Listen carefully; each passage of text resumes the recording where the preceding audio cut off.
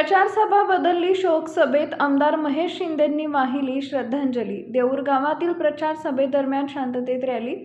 कोरेगाव तालुक्यातील राजकीयदृष्ट्या सर्वाधिक लक्ष वेधलेल्या वाटाळ स्टेशन जिल्हा परिषद गटातील उमेदवारांच्या प्रचारासाठी आज मोठं नियोजन काढण्यात आले होते। मात्र याच वेळी राज्याचे उपमुख्यमंत्री अजितदादा पवार यांचा विमान दुर्घटनेत मृत्यू झाल्याची वार्ता सर्वदूर पसरली। त्यामुळे या प्रचारासाठी रॅली काढून प्रचाराचा शुभारंभ कार्यक्रम करण्याचा रद्द करून आमदार महेश शिंदे यांनी दादांची शोकसभेमध्ये रूपांतर केलं। यावेळी अजितदादांच्या निधनामुळे राज्याची मोठी हानी झाली अशा भावना व्यक्त केल्या। यावेळी जिल्हा परिषद गट व गणाचे उमेदवार उपस्थित होते। माझं नाव सुनीता धनाजी मोहिते, वाटाळ स्टेशन जिल्हा परिषद गटातून श्री कार्यसम्राट आमदार महेश शिंदे साहेब यांनी सगळ्यांच्या विचारांती मला उमेदवारी दिल्याबद्दल मी सर्व गावकऱ्यांचे आणि साहेबांचे आभार मानते।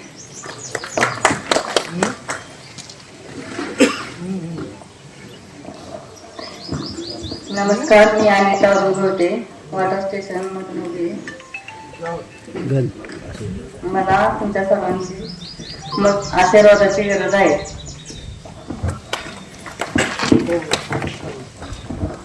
वाटाळ स्टेशन गटामध्ये आज जिल्हा परिषद आणि पंचायत समितीच्या निवडणुकीच्या अनुषंगानं कोरेगाव मतदारसंघामध्ये महायुती झाली। सातारा जिल्ह्यामध्ये महायुती फक्त कोरेगाव मतदारसंघामध्ये झाली। त्याचे उमेदवार सौ सुनीता धनाजी मोहिते आणि अनिता मोहिते या दोघींच्या प्रचारार्थ आपण या ठिकाणी जमलो। आजची खरं तर ही वाजत गाजत मोठी रॅली होणार होती। प्रचाराचा आपण शुभारंभ करणार होतो आणि मुलाईच्या चरणी प्रार्थना करून यांना आशीर्वाद मिळावा अशी प्रार्थना करण्यासाठी आज आपण या ठिकाणी आलो। आज या दोघी सद्गृहिणी आहेत, त्यांना महायुतीतून या ठिकाणी उमेदवारी दिलेली आहे। माझी सर्वांना विनंती आहे, त्यांना आपण आशीर्वाद द्यावाच। पण येता येता एक अचानक दुःखद घटना त्या महाराष्ट्र राज्यासाठी घडली। महाराष्ट्राचे विद्यमान मुख्यमंत्री अजितदादा पवार हे मुंबईहून पहाटे बारामतीला येत होते आणि या प्रवासाच्या दरम्यान अजितदादांच्या विमानाला अपघात झाला आणि त्यातील सर्वच जण हे देवाज्ञा झाली।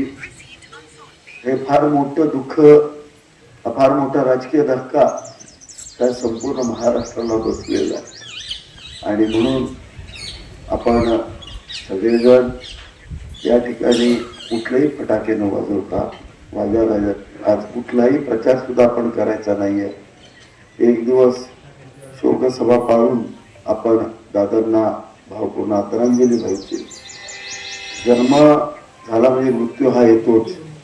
जन्म आणि मृत्यूमध्ये माणूस समाजासाठी काय करतो, गोरगरिबांसाठी काय करतो, कुठल्या नीतिमूल्यात जगतो हेच लोक लक्षात ठेवतात। कितीही पैसे कमवले, कितीही संपत्ती कमवली तरी त्याला काहीही किंमत राहत नाही। आपल्या सगळ्यांना माहिती आहे, अलेक्झांडर त्यांनी संपूर्ण जग जिंकलं।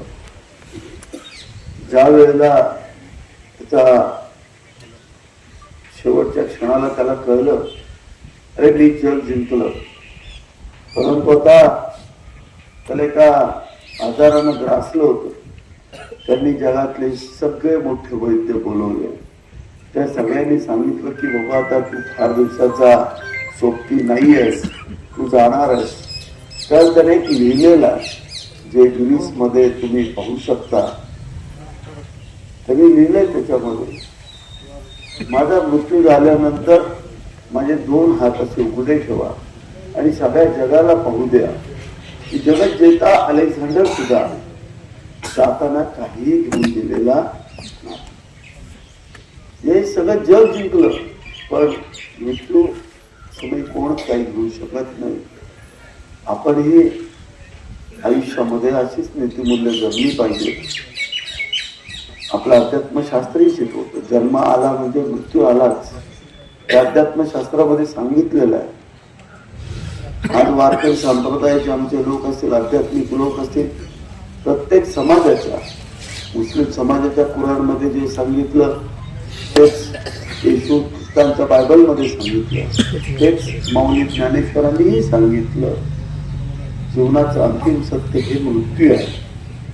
आणि मग मृत्यू जर येणारच आहे, मी जाणारच आहे, तर जाताना मी समाजाचं कल्याण केलं पाहिजे, त्याचं भलं केलं पाहिजे. ही नीतिमूल्य वेगवेगळ्या प्रकारे आज आपल्याला शिकवली जातात. त्यालाच धर्मशास्त्र म्हणतात.